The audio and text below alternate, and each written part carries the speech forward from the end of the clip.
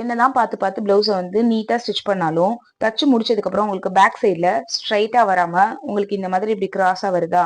இதுக்கு நம்ம என்னெல்லாம் மிஸ்டேக் பண்றோம், இதை எப்படி அவாய்ட் பண்றது, இது எல்லாமே இந்த வீடியோல பார்க்கலாமா? நம்ம பண்ற முதல் மிஸ்டேக்கே வந்து பாத்தீங்கன்னா, கீழே மடிச்சு தைக்கிறதுக்கு இந்த மாதிரி எக்ஸ்ட்ரா கிளாத் கொடுத்து ஸ்டிச் பண்ணாம அப்படியே ஃபோல்டு பண்ணி தைக்கிறது.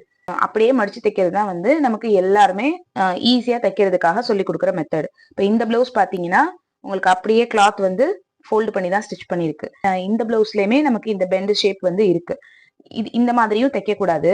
இந்த பிளவுஸ்ல வந்து பாத்தீங்கன்னா எக்ஸ்ட்ரா கிளாத் கொடுத்து தான் ஸ்டிச் பண்ணிருக்கோம். ஆனா இதுலயும் இந்த பெண்ட் இருக்கே, எதனால இந்த கிராஸ் வருது அப்படின்றது வந்து பாத்தீங்கன்னா இதோட கட்டிங்லயே மிஸ்டேக் இருக்கு.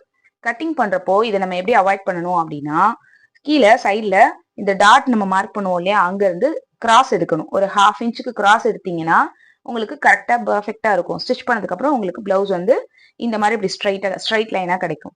நம்ம உடம்புல போடும் போதுமே பேக் சைட்ல பாக்குறப்போ உங்களுக்கு நல்லா இப்படி ஸ்ட்ரைட் லைனா தெரியும். கட்டிங் பண்றப்பயே நம்ம இந்த இடத்துல டாட் வந்து மார்க் பண்ணுவோம் இல்லையா, பேக் சைடுக்கு டாட் முடியிற இடத்துல இருந்து இந்த சீம் அலவன்ஸ் லைன்ல வந்து 1/2 இன்ச் அளவுக்கு கொடுத்து இப்படி கிராஸா வந்து கட் பண்ணி எடுத்துக்கணும். கம்பல்சரி கீழே மடிச்சு தைக்கிறதுக்கு 1/2 இன்ச் மட்டும் கொடுத்துதான், எக்ஸ்ட்ரா பீஸ் கொடுத்துதான் நம்ம வந்து கட் பண்ணி ஸ்டிச் பண்ணணும். இது வரைக்கும் நீங்க இந்த மெத்தட் ட்ரை பண்ணது இல்லையா? கண்டிப்பா இனிமே ட்ரை பண்ணி பாருங்க. உங்களுக்கு நான் சொன்ன மாதிரி பிளவுஸ் வந்து பேக் சைட்ல ஸ்ட்ரைட்டா வரும்.